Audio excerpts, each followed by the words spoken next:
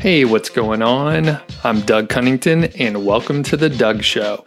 In this episode, I talked to Jesse Lakes about the Amazon Associate Disclosure and FTC rules that you should be following if you're an Amazon associate. Jesse is the founder, one of the co-founders of Geniuslink. And Geniuslink, if you're unfamiliar, it helps you localize, track, and manage smart links so that you can, at least for Amazon associates, like monetize in different geographies, so different Amazon associate programs across the world. So when I started using Geniuslink, I was able to increase my revenue pretty quickly from doing no additional work. I just inserted like one little snippet of code and I was good to go. I was able to then monetize, I think it was roughly like 15% of my traffic that was coming from the UK and then from Canada as well. I get a little traffic elsewhere, but not enough to actually track those links. So anyway, Geniuslink is a good tool. I'm an affiliate, by the way, for the tool if you happen to sign up through my link, but you don't have to. No big deal. The thing we're going to talk about today, Jesse and I, is back in October of 2019, Amazon associates sent out an email basically to tell the associates that they needed to make sure it was super clear that they were associates and they earned revenue. Now, they sent it to all associates out there. So, if you got the email back, I think like October 18th, don't worry, everyone got that email. But the main thing is they sent it out to everyone, and that includes like people who are like content creators on YouTube. Maybe they have a podcast, maybe they have a blog like many of us, or some other like social media. So maybe it's through Pinterest or Instagram or something like that. And the point is they had to cover their bases, cover a lot of different situations, different kinds of users out there, different kinds of associates that are, they have to disclose differently because of the format of the content. So anyway, Jesse and I go into the details. It's all driven by like FTC rules, not necessarily like Amazon directly. So with that said, Jesse and I give some disclaimers that we are not lawyers. We're not associated with Amazon. So I'll mention it again here. We're just sharing information in our own personal interpretations. So keep that in mind. There are a couple posts that I will link in the description and show notes here. Basically, there's a post that Jesse wrote over on Geniuslink's blog, and then I have one that I have on Niche Site Project. So you can check both of those out. To be fair, Jesse's is much more thorough. He spent a lot more time on it. Mine's a little more concise. I'll put it that way. So anyway, we will get to the interview in just a second here. And I'll mention after the interview, I'll give some shout outs for people that left reviews on Apple Podcast or iTunes or whatever it is that we call it these days. So if you do leave a review, I'll probably read it on the air.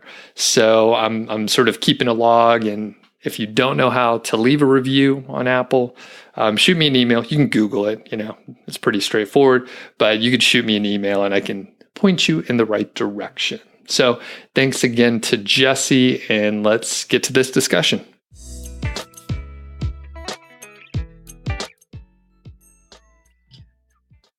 Hey, what's going on? It's Doug Cunnington here from The Doug Show and Niche Site Project. I'm here with my friend Jesse Lakes. How are you? I'm doing awesome. And Jesse, for the people that don't know you, can you just give a quick intro on a couple things you're working on? Sure. I've been obsessed with the affiliate marketing for close to 2 decades now. Really obsessed with affiliate marketing. Have done a lot in the what we call the geo-targeting and geo-fragmentation space. So Geniuslink is my core business. We allow affiliate publishers to use a single link to monetize that full audience they've got. And we also started working with Kit. Kit is a community of people sharing products they love, really geared towards more the influencer side. Both those, of course, are very focused on affiliate. Awesome.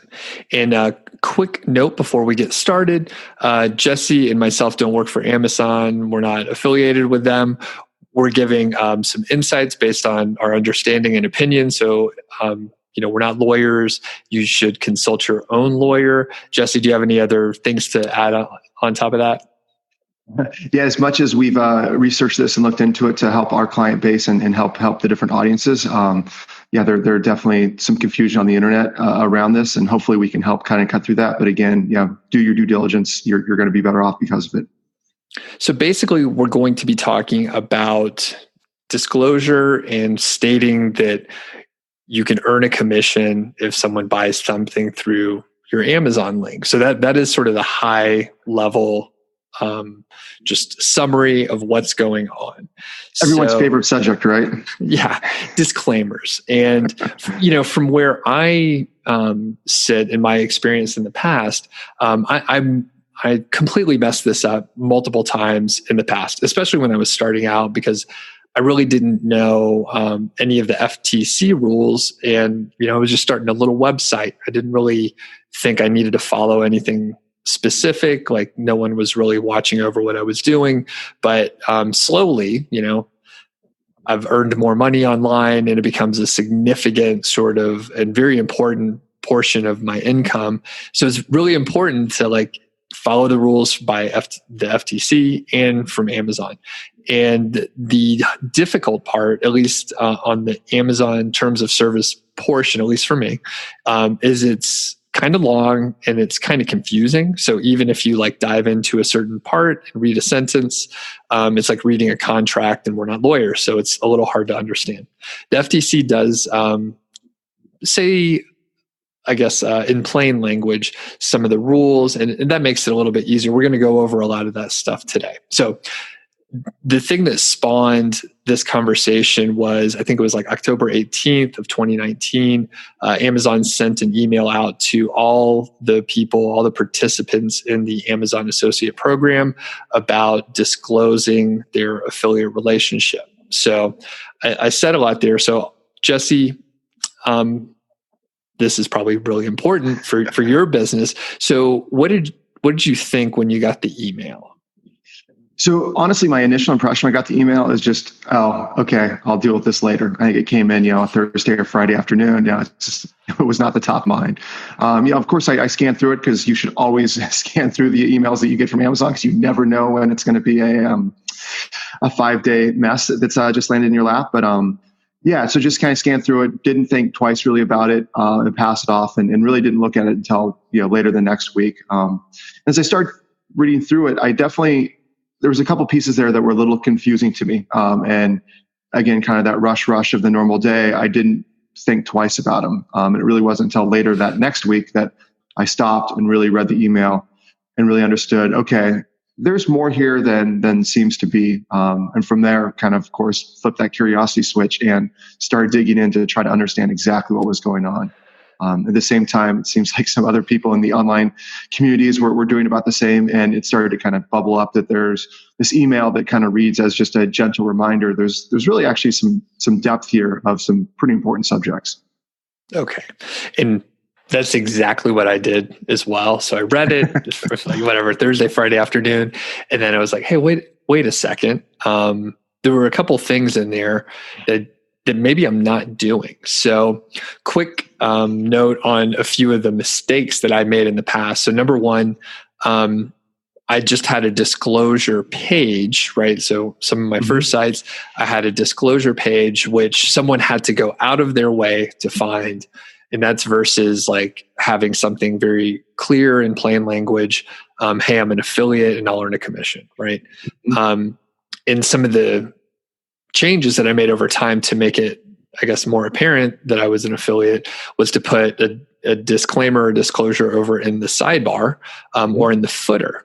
And the big problem with those is it's possible for the visitor on the site to not see those before they've left your site, clicked an affiliate link, and made a purchase, and they didn't really understand that you were being compensated. So those are the big mistakes that I see over and over again. Now, any observations on that as well, Jesse? So yeah, just to take that one step further, is typically what I've seen too is that when people do their disclosure in the sidebar or in the footer, they're using Amazon's language that they say you have to use as that disclosure. It's a one line now. As an Amazon Associates, I may earn from sales or something. I forget. I've got that language written down here somewhere here, but along those same lines. So typically that language is used, not something that's a bit more clear. So yeah, I've seen very similar things to what you just described. So once we get sort of past that, the really interesting part, at least for me, was the quote, link level disclosure to meet FTC requirements. Now, it's my opinion that this email was sent out to cover everything. So that includes Instagram influencers who are running ads, people with blogs, YouTube influencers, and there's probably some other social media aspects out there. So they're trying to cover everything. And to Amazon Associates' credit, the email was fairly short and it was written in plain language. So if you read it a couple of times, most people would understand what's going on. So anyway, link level disclosure. So I started to sort of panic from a just logistics standpoint, like, okay, I have, 2,000 posts across a couple sites. Each one of those posts may have, 15 affiliate links. And all of a sudden I have kind of a big problem to solve. Even though, fixing one link is not a big deal, fixing many thousand is a big deal. So absolutely. Link level disclosure. What's your take on that, Jesse? So yeah, when I read link level disclosure, my mind instantly goes to social media. Just as you said, Amazon affiliate program, associates program covers lots of different types of people, referring products, etc. So when I read link level, okay, yeah, that refers specifically to the people on Twitter, Facebook, etc., not necessarily to the bloggers. So that was the cognitive disconnect on my side. But that was also pretty much the huge mistake, is that no, it really is referring to everyone. You need a quote unquote link level disclosure. Okay. So with that said, and I'm just going to ask, so you're saying on a blog post, every single one of the links should say hashtag ad or I'm earning a commission or whatever. That's your strict, but what are you saying here? So that really gets to the crux of this, right? So I feel like this note and the research has cleared up a ton of stuff, but there's one kind of last question to be answered. And is that, on a longer form piece of content, do you need a disclosure at every single link? And unfortunately, while the FTC website does a pretty good job, I still found it a little confusing to read exactly what they said. So if you give me just a second, I will find that. So they say in some instances, like when the affiliate has embedded in your product review, a single disclosure may be adequate. When the review has a clear and conspicuous disclosure of your relationship and the reader can see both the review containing that disclosure and the link in the same time, readers have the information they need. So at a high level, this is trying to say, okay, one disclosure at the site level is all you need. But if you read that certain sentence, a single disclosure may be adequate. That gives you the idea that, okay, one web page, many affiliate links, one disclosure, everyone's happy. But if you read a little bit further and read, really paying attention here, the reader can see both the review containing that disclosure and the link at the same time. So, okay, well, a longer form piece, you have to scroll. So if it sits at the top of the page and you start to scroll, then obviously you can't see both at the same time. Maybe if you leave it in the sidebar, that's okay. But remember, if you're on mobile, typically the sidebar is going to get pushed to the bottom. So once again, as much as we've made huge progress in understanding what's going on here, there's still definitely a big question. So I don't think Amazon says it clearly. I don't think the FTC says it clearly, but I think the general consensus of some of the bigger sites starts to show a general trend. So again, don't take this as the gospel. This isn't written in stone, but it seems to be that a very clear disclosure at the top of a longer form piece of content should be adequate. License to change as more stuff comes through because it's not clearly defined, but I'm taking that as the best practice for moving forward. Okay. And I'll point people in the direction of the post that you wrote, Jesse.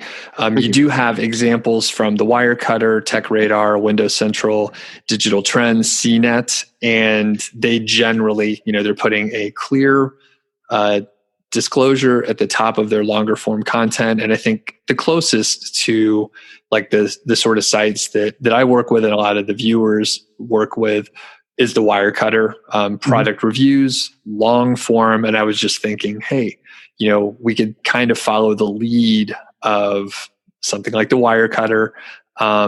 In some cases, right, we can't go look and see what the Wirecutter is doing and then follow those rules. But in this case, they're trying to follow FTC requirements. Amazon sent the email so that they were adhering to FTC requirements. At least that's my take, right? Amazon's trying to make sure their affiliates are following the rules so Amazon doesn't get in trouble, right?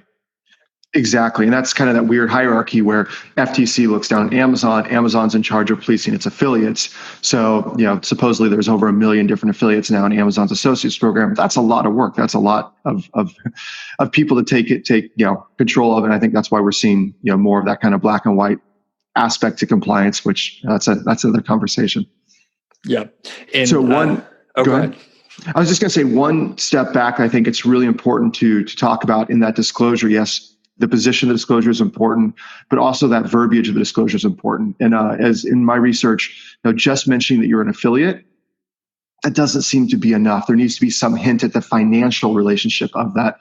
So earning an affiliate commission or earning revenue or some sort of word or phrase that implies there's a financial relationship seems to be what's most important. Just acknowledging that there's a relationship. FTC claims that a lay reader doesn't understand what affiliate really means. And that's fair. We eat, breathe, sleep affiliate. We understand very clearly that relationship is there. But does your mom, does your grandma, et cetera? Yeah. And that's what I was going to say. Like, we understand it. We're using it in our, daily conversations all the time. But yeah, my mom has no idea like what I do.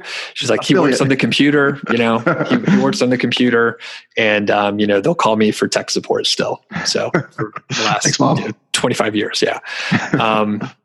So I guess any other, thoughts specifically on like the verbiage or placement or anything like that? So I think taking a big step back, right? We talked about the link level stuff, and that implies the site level stuff. So again, FTC disclosure is one thing. Amazon disclosure is something completely different. And again, my biggest mistake was mashing those two together, thinking that it was just a single disclosure, and it's not. FTC applies to every affiliate, Amazon included, and it needs to be at the top of the page, before the link, or at a bare minimum immediately after a link. Amazon disclosure can be a bit buried. It can be on that disclosure page, et cetera. And it needs to have a very specific line as well. So site level covers Amazon or channel if you're on social media.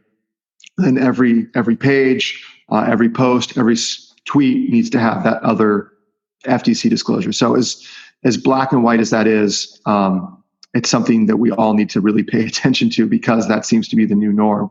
It seems to be something that's very important to Amazon. Obviously, if they sent this email, something we could probably see some more enforcement and compliance coming because of. So likely some sort of little grace period here, but it from what I'm reading, this is really important to Amazon and they're going to start cracking down. So again, if there's 1 million associates out there they need to watch, and if they can trim the fat and find the people that aren't following attention are going to get them in trouble, they're probably going to do that.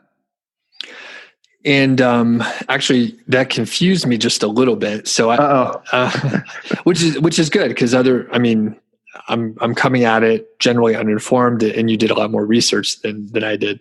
So, I guess I was thinking, hey, if I have that Amazon disclosure at the top, generally, like that's going to be fine. That's going to cover me because all the affiliate links are showing up below that. If a person lands on the page, they don't have to go all the way to the footer. They see, hey, I get a commission from Amazon if you buy through my affiliate link. So is that okay? Or does there need to be an additional FTC, as you mentioned?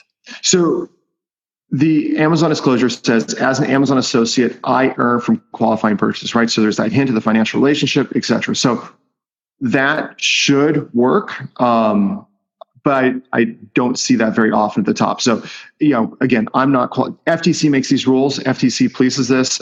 I can't tell you for sure, but it has all the key pieces that you want to see, but I'm not seeing that regularly placed at the top of the page, et cetera. I typically see the Amazon Associates disclosure that's supposed to be at site level, put at site level. Yeah, there are crossover. Yeah, that Venn diagram does have some crossover there. I see how it could be used there because it does have the keywords, but I don't see it very, very common. Hopefully that clarifies. Sorry, that's not a perfect black and white answer. Yes, that's clear. And I was going to say, it's rare that I'm ahead of the curve. But I think for the last 18 months to 2 years, I have placed this pretty close to that one-liner. Mine was a little bit longer, but at the top of the content, it's the title, and then there'll be a disclosure, basically. So headline, Perfect. Disclosure, and then after that is all the content. And then, whatever they sent out as an Amazon associate, I earned from qualifying purchases. I even shortened it and just put a link to the full disclosure statement site-wide.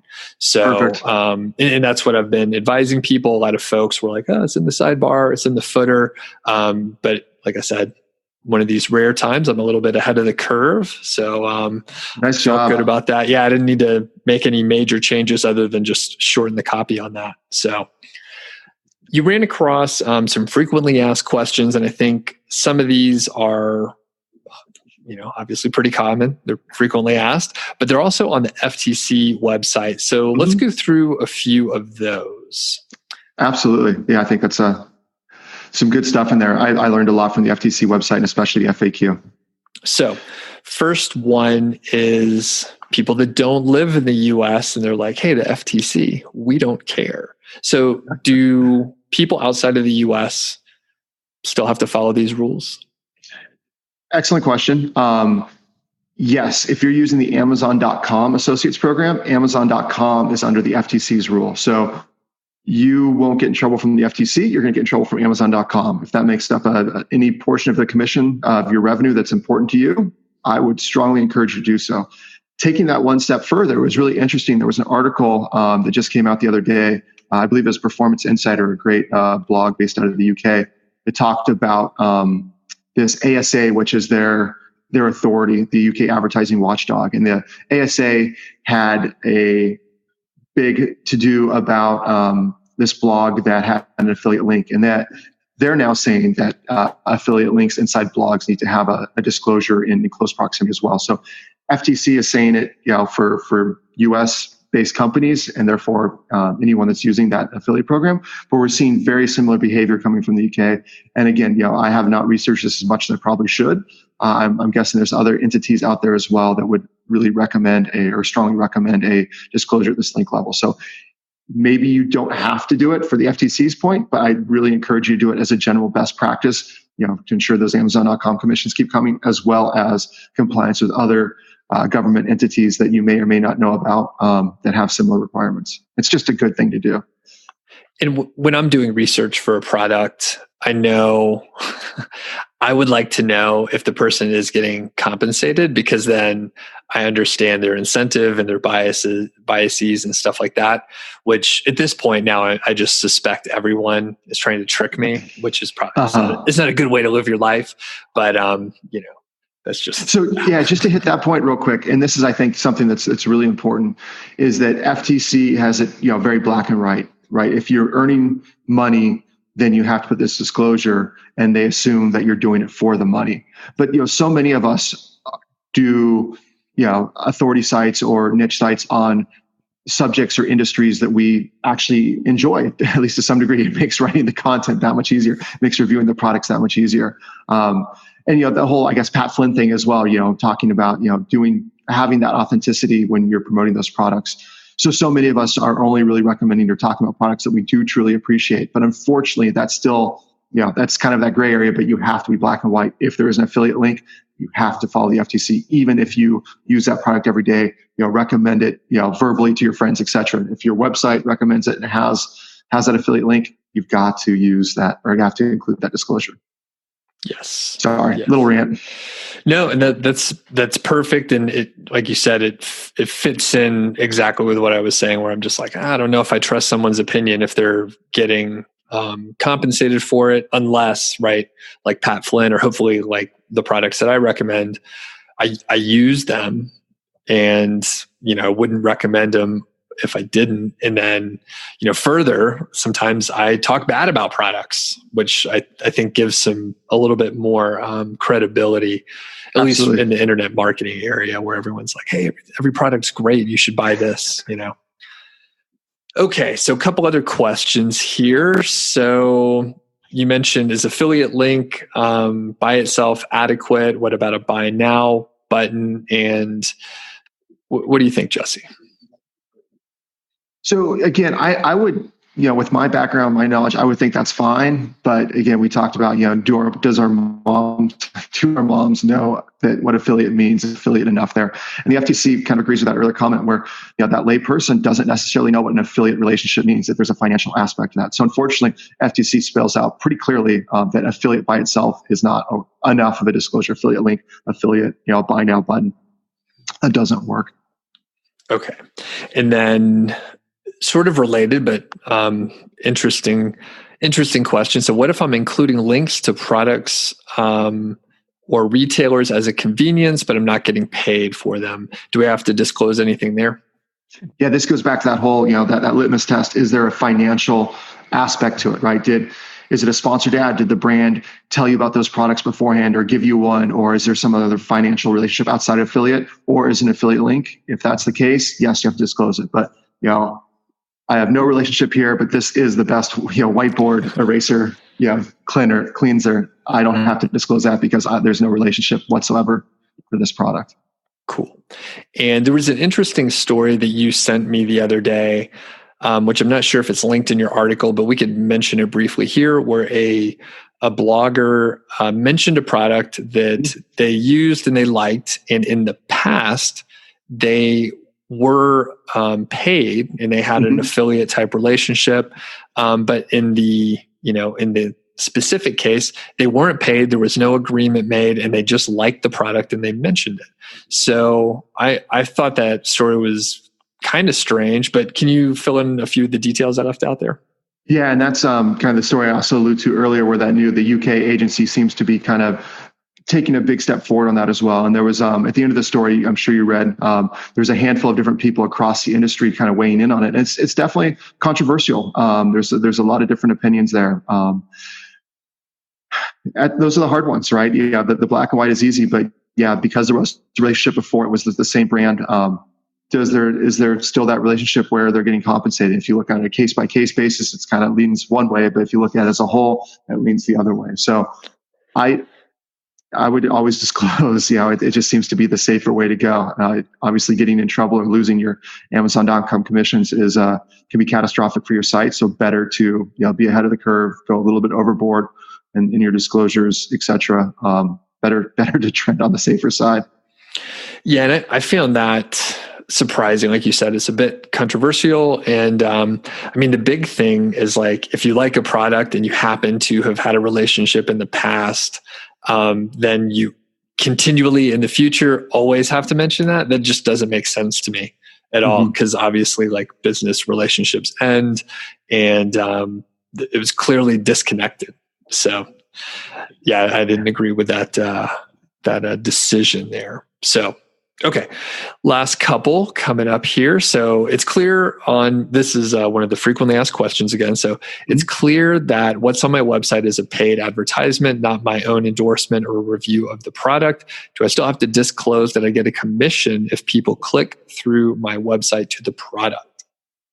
Yeah. So this again kind of gets into, there's this whole background, right, with influencers and sponsored deals, et cetera. And it happens in websites as well, where you can get someone that's paying for an article, and et cetera. So there's that little bit of bleed over area now where is a sponsored content the same as an affiliate link versus a content editorial piece. And the FTC, again, in general, my thought is that if there's some financial relationship, you should disclose it, even if it's a step or two removed. But but they just say if it's clear that what's on your site is a paid advertisement, you don't have to make additional disclosures. So if it's outlined in blue and there's an ad, text or whatever it is, or even on podcasts, right? When it moves to a different type of music and, it's a different voiceover or whatever, those are relatively clear. Grant, I'm not an expert in podcasting ads either, but it just, what they're saying is that, if it's very clear that it's an ad, okay, you can leave it at that.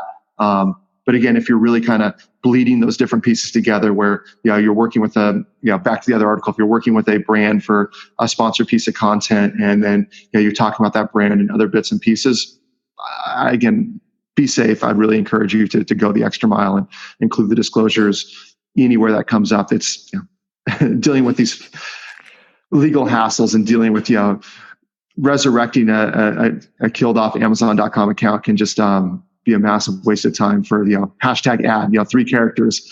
Yes, it may not look ideal, but giving that extra disclosure is just huge for that authenticity, for that buyer trust, for the long-term health of relationship. So, indeed, yeah. And last one here is would hashtag ambassador or hashtag brand ambassador work in a tweet or Instagram or any kind of microblogging, mini, social media? Yeah, I think this kind of falls under that whole piece of, does affiliate work, right? Affiliate's the easy one we go to. Ambassadors, it's a cool term, but again, doesn't really disclose that financial relationship probably as clearly as the FTC would like. Again, does your mom know that you're being paid as an ambassador? Is that really distinguished in a very clear way? And I would lean towards, ad makes sense. Advertisement, people are very familiar with that. Sponsored, makes sense. There's that financial disclosure aspect of it. That's just one degree away. But affiliate, ambassador, I don't think that's clear enough. It seems the FTC doesn't think that's clear enough. Would really encourage you to move to stronger hashtags or disclosures for your site. Okay, cool. Any other thoughts as we're winding down, Jesse? So I thought it was really fascinating. Kind of, this is somewhat of a rumor of why this all came up, and it seems that the FTC got some complaint by a relatively large watchdog, a consumer watchdog, in regards to Prime Day last year or this year. Sorry, in what was that, July? So the complaint that I found was. This watchdog saw tons of different emails of social media posts, et cetera, talking about all these different deals going on Prime Day. And after a little bit of digging, it's relatively easy to identify what's an affiliate link. You just look for that tag equals and inside that redirected link. And they found numerous examples of affiliate links being used and were pretty upset about it. They thought that they were not disclosed nearly as well as they should be, or even at all. So they wrote a pretty harsh letter to the FTC, strongly recommending the FTC, talk to the examples they have, but also really clamp down on Amazon. Amazon seems to be getting a lot of attention from a lot of different people at the moment, but some additional FTC attention is probably not what they want right now. That really kind of seems to make sense. So I think it really kind of shows that full circle that, you may think that you're no one, but, some person that's on your email list may actually have a tie to a consumer watchdog and may, include you as one example in this bigger picture that can, roll up to a government agency that can really cause us as affiliate marketers a lot of grief, and Amazon in general that seems to rely somewhat heavily still on affiliate marketing as a source of traffic, some pain as well. So your actions matter no matter how big or small you are. It gets rolled up and gets passed on, especially when it's fragrant, not understanding or ignoring what the FTC's laws clearly are. So, I thought that was good to kind of understand what's going on in that backstory, at least for me to see that bigger picture. Yeah, very interesting. And I know Amazon's so big. A lot of people like to complain about big things out there, big companies, and some people feel like they're mistreated or something like that as associates out there. But, like you said, there's a pretty clear cause and effect situation happening here. And it's fairly straightforward to add your, disclosure. Quick note from a just implementation standpoint. one of the easiest ways that you can get this done. I know not all themes will allow you, like WordPress themes will allow you to just like insert text wherever you want. Sometimes, it gets confusing. There's a free plugin called Ad Inserter.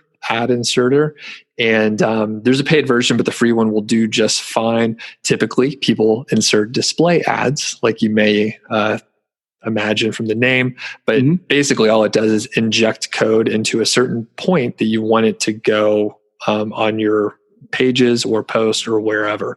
And you can just put that one-liner in before the content. You could put it in after the second paragraph or whatever. Actually, that's what I do. I put it in a paragraph or two in, so it's not like right at the very top. So I misspoke earlier. I adjusted it after this thing came out because I knew that no affiliate links are in the first like sentence or something. So as long as you put it in near the top or in the same view, right? So as long as it's in the same view, you should be okay.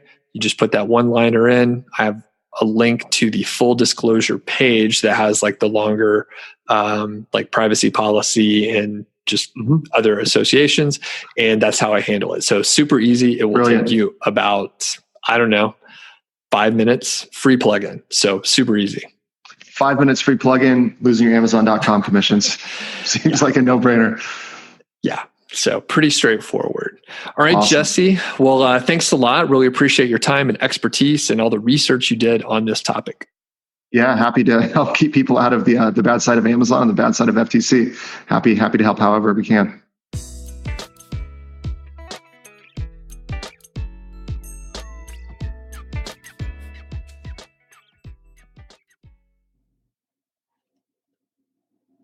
So thanks again to Jesse. And definitely check out Geniuslink. I'll also point out that Jesse has been on the show a few other times. So we have a couple other interviews as well. Check those out. I will put links in the show notes so you can find him a little more easily, but super smart guy. I'm glad I connected with him, or I guess he connected with me. Sort of funny-ish story. Back in the day, I was trying to do guest posts for like getting links to niche site project and just to like spread the word. Geniuslink is a prominent sort of force in the affiliate marketing area. They've been around for a pretty long time, like since the beginning of when I like started making money online and getting interested in that sort of thing. So anyway, I sent a cold email out to the team and I was like, hey, can I like do a guest post over there? I have some chops. I've been published elsewhere. Like, please let me, guest post on your blog. They did. I worked really hard on it. And funny enough, it ended up being one of those where I spent a ton of time. I went through a few edits, really worked hard on this blog post. And then it was received well, but I didn't get a ton of traffic. So still a wonderful link to have and good to connect with the team over there at Geniuslink. But I didn't get like a ton of traffic from it, like overall. So Jesse, when you're listening to this, it happens sometimes. But anyway, the point is a couple of years later, I connected with someone in Bozeman. I was living in Bozeman at the time. And she was like, do you know this guy, Jesse Lakes, over at Geniuslink? I have a, friend of a friend or some person that she knew worked with Jesse at Apple. So I was like, oh, you know what? I know of Jesse, and I know of Geniuslink, but I've never like connected. Well, funny enough, I don't know if they talked about me or it was just weird timing, but Jesse sent an email out to me because he spent a lot of time in Montana. I can't remember if he's from Missoula originally, but anyway, the point is he sent me an email. We reconnected, just had a chat, and now he's a frequent guest on the show. So thanks, Jesse. And if you haven't checked out Geniuslink, it's worth, just having a look to see if it's a good fit for you. So now let's move on to the reviews. So as I mentioned before, if you leave a review for the Doug Show, specifically on the Apple product, so it's Apple Podcast, I think it's called, and it's just easiest for me to see there, and I like to get the reviews there since it represents about 50 to 60% of where people listen. So we have two to go over today. One is Denise, and thanks a lot, Denise. The title of it is My Favorite Podcast on Walks, and I got 5 stars from Denise. Thanks a lot. Here's what it says. I've gained so much good info and instruction from Doug's podcast. I listen on my walk, then run home to make notes of how I want to implement and what I learned. Sometimes I implement right away. So thank you for doing what you do, Doug. Thanks, Denise, for the support. Definitely appreciate it. And moving on to the next one, there's looks like some gibberish. I'm not sure what it says, but I'll read the title, Da Bomb, with a D. So Da Bomb, that's great. Another 5-star review. Tons of useful info for people interested in getting SEO traffic. Doug's KGR formula has transformed my keyword research, and I'm consistently getting decent traffic from every article I publish now. Great endorsement. Really appreciate that. And further, it says, I also get lots of other ideas about building an online business from his interviews. So thanks a lot for those couple interviews. And since I started asking for interviews, it's worth noting that we have many, many more. So I'm just looking here in October and November. I see, 1, 2, something like 6 of them. So that's great. And we're slowly accumulating more. So 28 reviews and 29 ratings. One of the reasons why I was like, hey, leave some of these reviews and ratings and all that is we started ranking on the US directory for marketing podcasts. So we've been as high as 61, and I think these are sort of updated like a few times a day. It's hard for me to tell exactly. It looks like Apple sort of shuffles them around quite a bit. And basically, we've been as high as 61, and through the course of the week, it goes up and down. So it's kind of interesting, to be honest with you, because like the charts are sort of meaningless as kind of it's a vanity metric, because some people probably look at the directory. I know I have in the past, but really like for people to discover the Doug Show podcast from the Apple podcast directory in the marketing, genre is rare. But it's cool to show up there, and like if I'm trying to get a guest or something like that, I can say, hey, we are regularly in the top 100 of marketing podcasts in the US on Apple iTunes, and it's verifiable, and we have a lot of episodes. So people can rest assured that if I interview them, it's going to go live, and some people are indeed going to listen to it. Now, from a download perspective, which I guess would be important for, ads, or if someone was going to sponsor the show, which up until this point in time, there's no sponsors, there's no anything. I'm just putting out content, trying to get people back into my ecosystem and my platform, to be honest with you, for, YouTube, for the blog, all that stuff. But the downloads are what I would consider modest, few hundred downloads per episode. And I'm putting out 2 episodes per week. So it does add up.